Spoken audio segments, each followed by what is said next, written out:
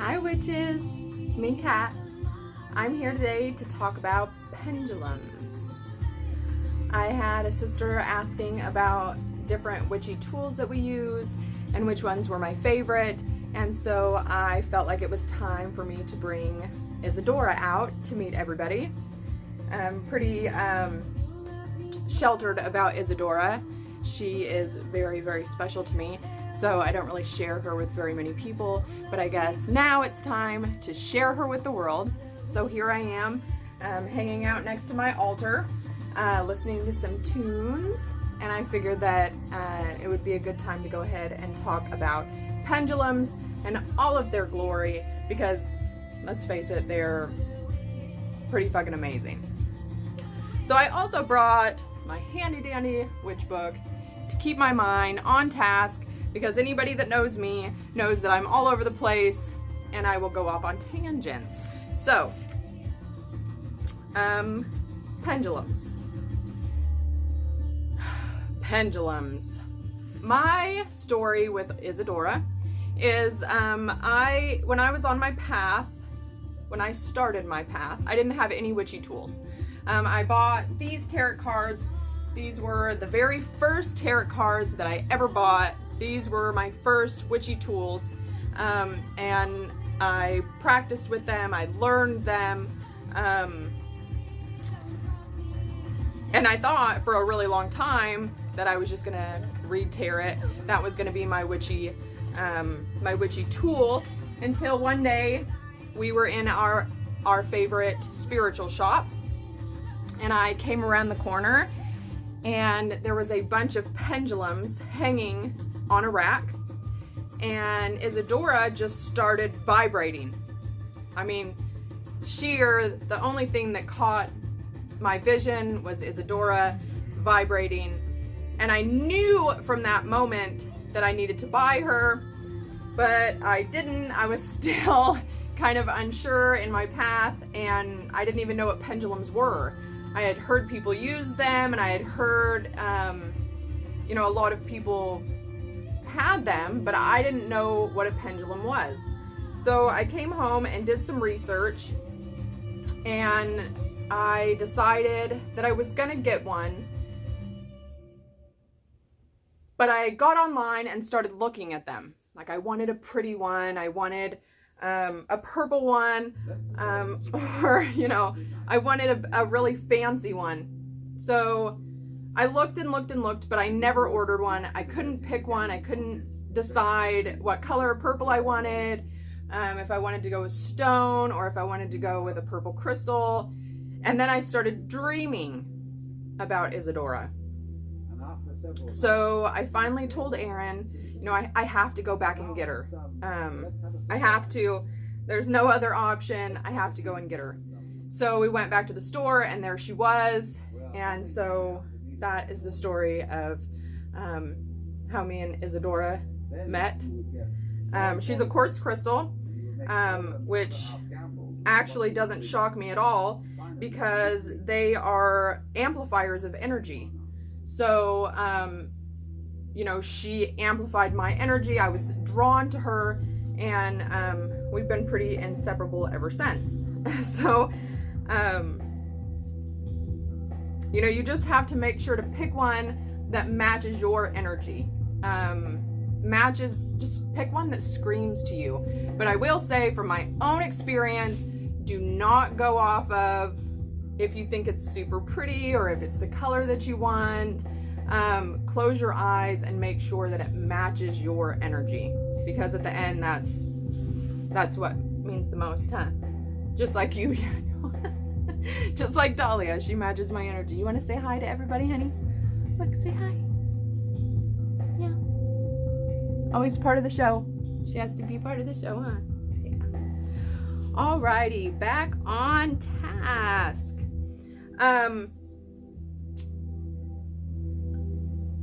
Matching your energy.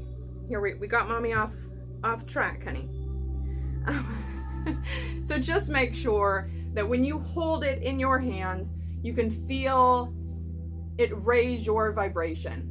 You can feel the energy in it. It matches your energy. You can feel the vibration, and it matches yours. That's the most important part of any witchy tool, no matter what it looks like.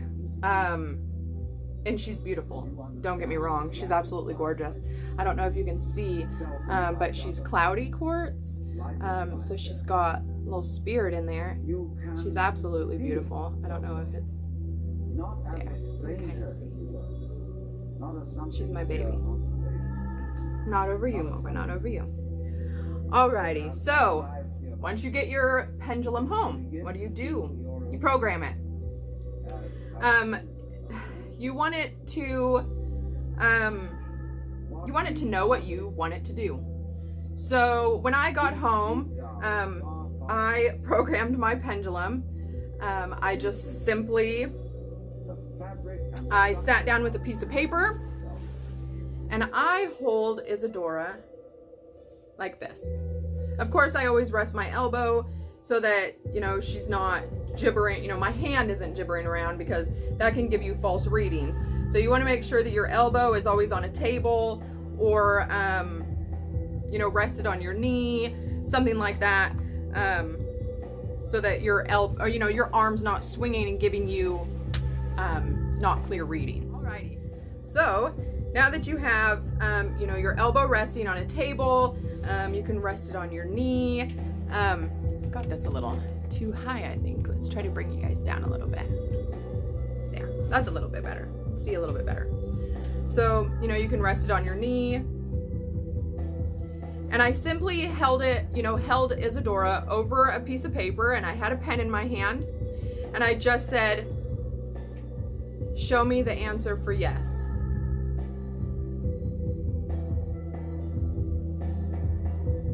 And she swings back and forth. Then you want to clear the energy. You want to thank you, Isadora.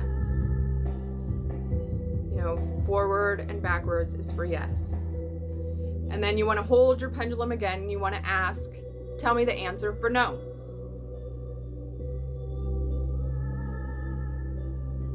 And she swings left to right.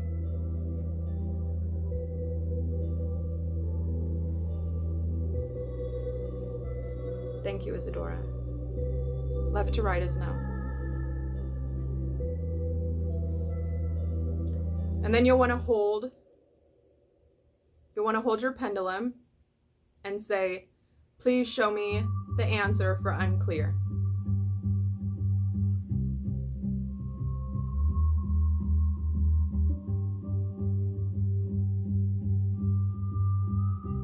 And she will swing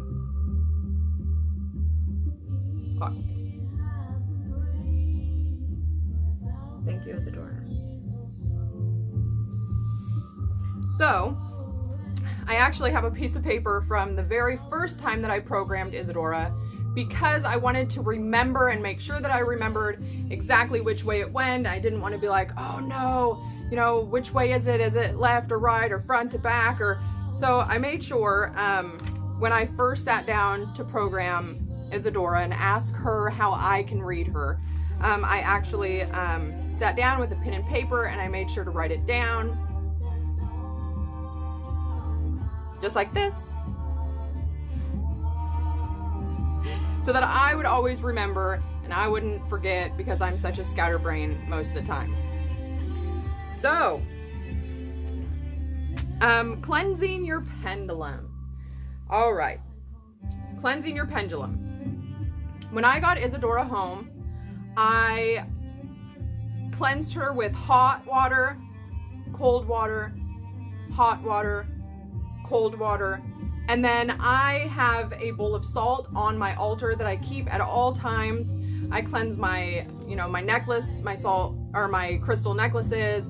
Every night I put them in there, and so I cleansed her in there.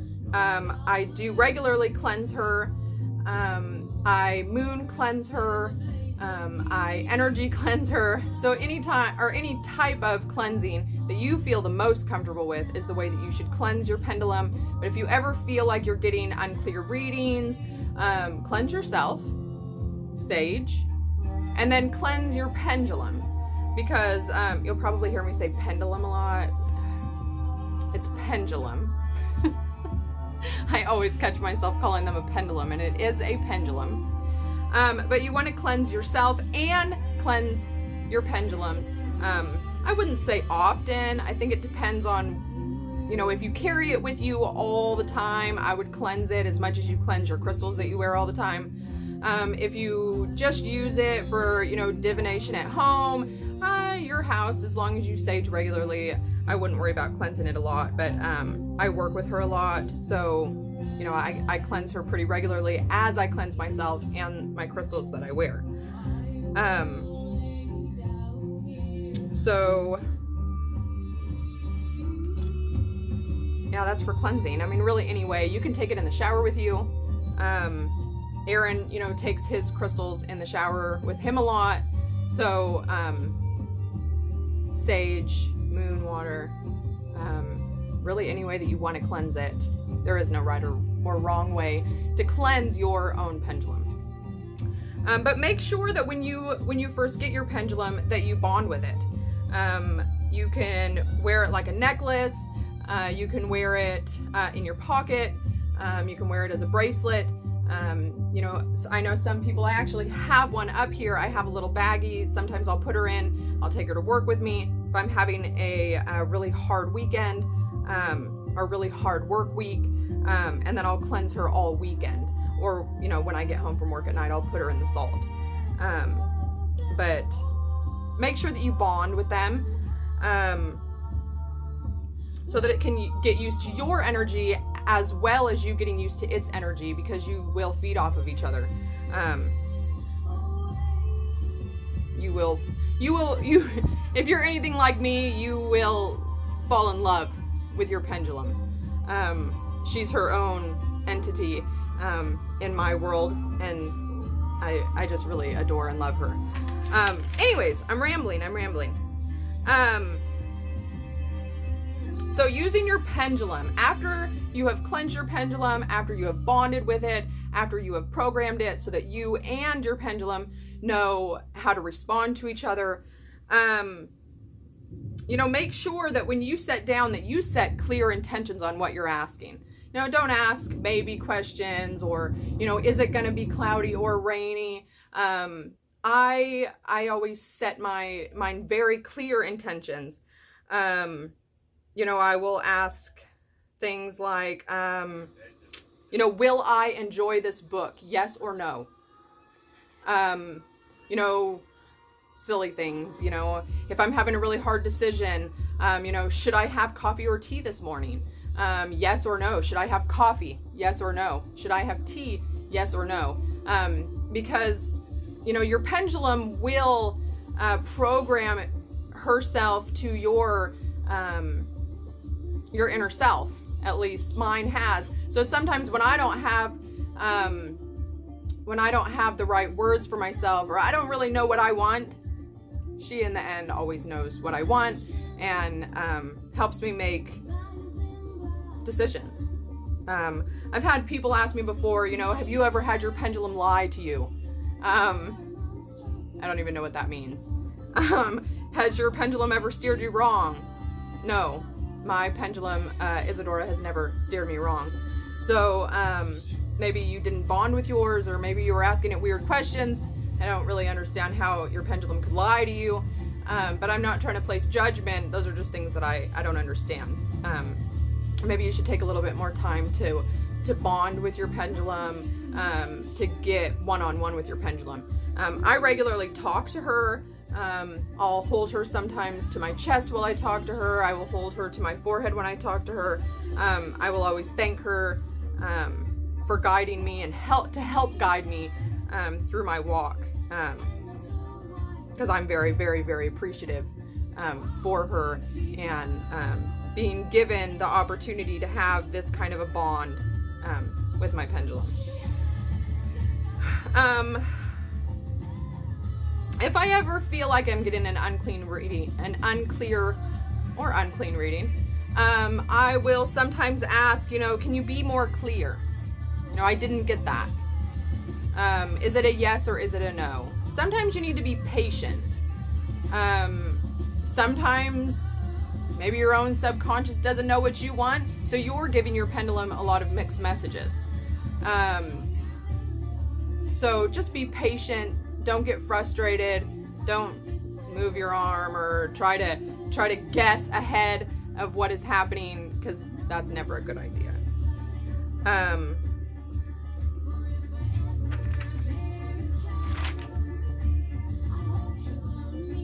Yeah, I think, look at me. I got every single one of the things that I wanted to talk about. So we'll recap. Choose a pendulum that really, really calls to your spirit, that really, really calls to your soul.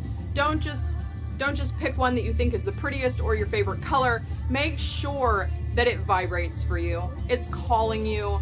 It wants to be with you as much as you want to be with it. I gifted Aaron a pendulum. Sometimes those are the best ways to receive any kind of witchy tools. I know tarot cards are also another amazing way to get them, is to be gifted them.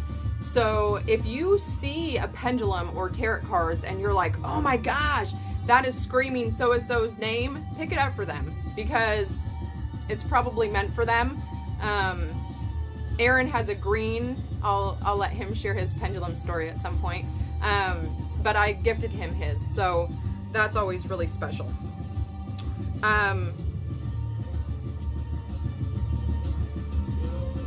Yep, bond, blah, blah, blah. Look at me. I amaze myself. Well, I hope that this answered all of your questions about pendulums. If you have any other questions, please comment, and I will be more than happy to answer all of your questions. And for the sister who specifically asked for this video, I really, really hope that it's everything that you were expecting it to be. And please don't ever hesitate to reach out if you have any questions. I love every single one of you. Please never forget to be undoubtedly true to your own witchy heart, because let's face it, nobody can be you.